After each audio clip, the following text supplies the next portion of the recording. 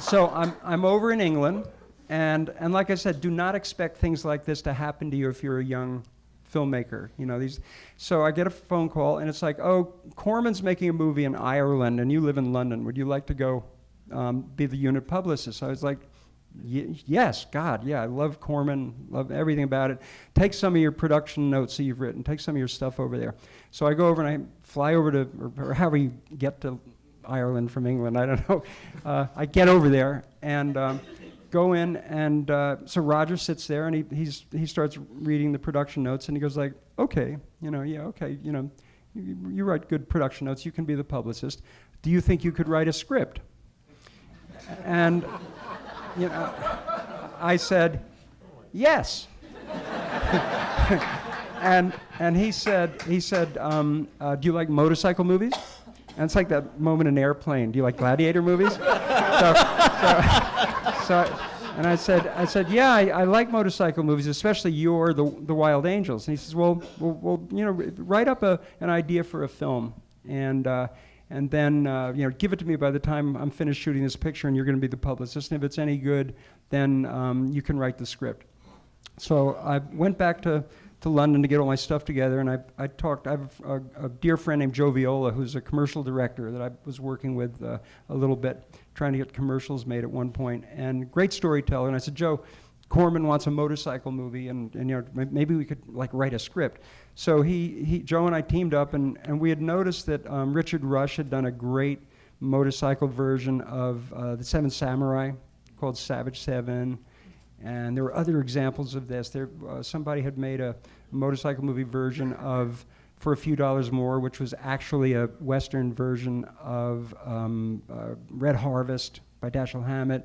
So it was like, okay, let's do Yojimbo. So we did a outline for Yojimbo. Roger said, good, there's a rape scene and violence, so go ahead. So we had 4 weeks to write the script, and we went home to the movie finished, shot it. This is almost over, I swear to God. And Roger's coming through town. He says, "Okay, so deliver the script. I'm going to be at the Hilton, London Hilton, for an evening. Bring the script at noon and deliver it to me." So I was okay. So we do that. And Joe and I were so nervous. We'd written our script, and there's Roger. We meet him in the library, in the lobby. And he says, "Okay, let's go to the coffee shop. I'm going to read this now." God. So he go and he offers us a cup of coffee or something like that. And he sits there and he reads it. And he finishes reading the script. And he looks across at us and goes, this is pretty good. Joe, you direct commercials. Jonathan, you're a bright young guy. Would you guys like to come to Los Angeles? And Jonathan, you can produce it. And Joe, you can direct it. And before Joe could object, so I'm not so what I kicked him on the table. I said, when do you want us to be there? So that's how I got into filmmaking.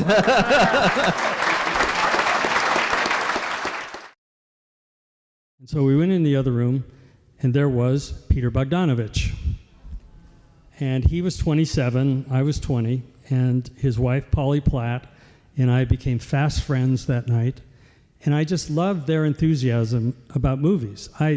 Peter knew everything there was to know under the sun. At that time, he had interviewed all these great directors. He was the film critic for Esquire magazine. And it just seemed fascinating to me that this was a world that one might be able to be a part of. And so that began our friendship. And I said, well, listen, and he got very excited because he had just been to the set of Roger Corman's Wild Angel. And on the Wild Angels, Corman was letting him direct some second unit. And he knew he wanted to be a director. He had directed on the stage, and Peter just knew that's what I'm going to do. He loved working with actors. He knew all about it. And he said, and what's really exciting is Mr. Corman told me that he'd give me some money to make a movie if I could write a script. So Polly and I are going to go away and write a script, and we're going to come back. And the two conditions are that Boris Karloff owes Corman 1 week of work, no matter what the movie is.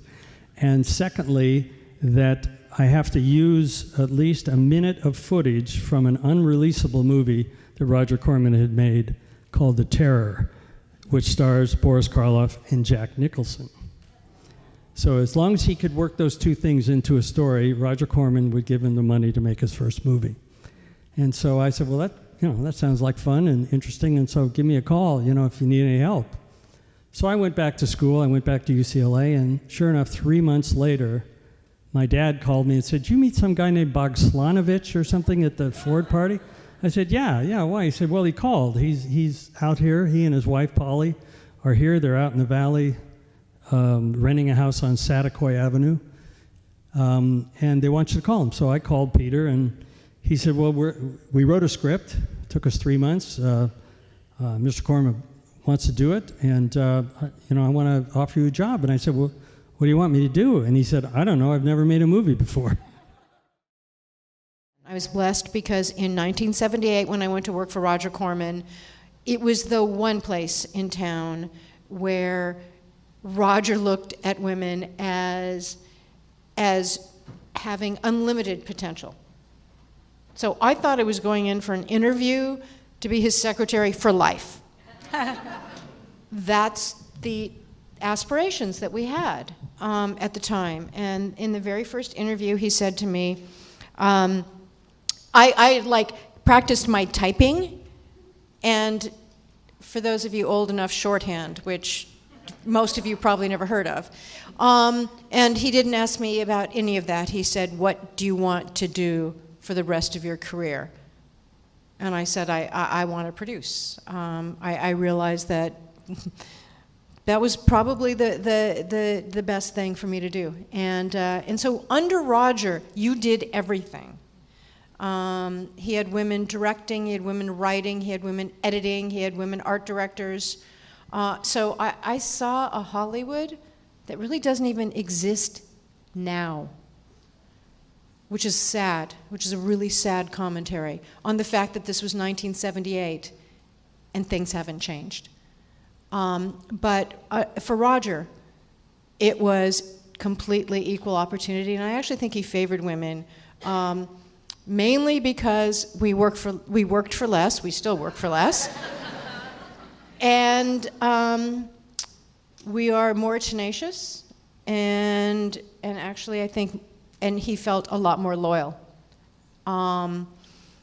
So the other thing that I did for him is we would have to write short plots that could potentially be turned into films, because Roger, unlike most producers, originated almost every idea that was produced at his company.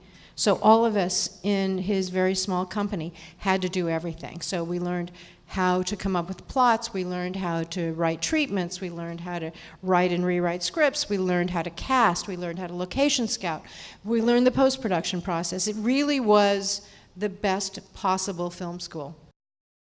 So is Terminator the first idea that you all collaborated on? Yes, okay.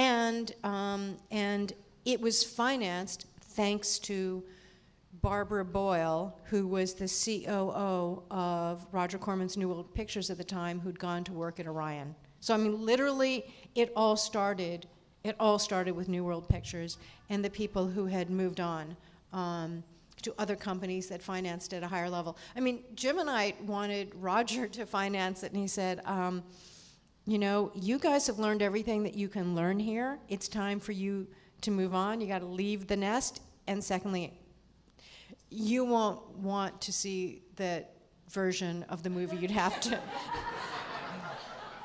you'd make for the money that I can give you. And he was right. And so that's another thing, is if you're in a position of responsibility, make sure that you have the foresight to know when the people that are working under you, it's time for them to move on. You know, and if you're not the right fit for them, that's also an important lesson.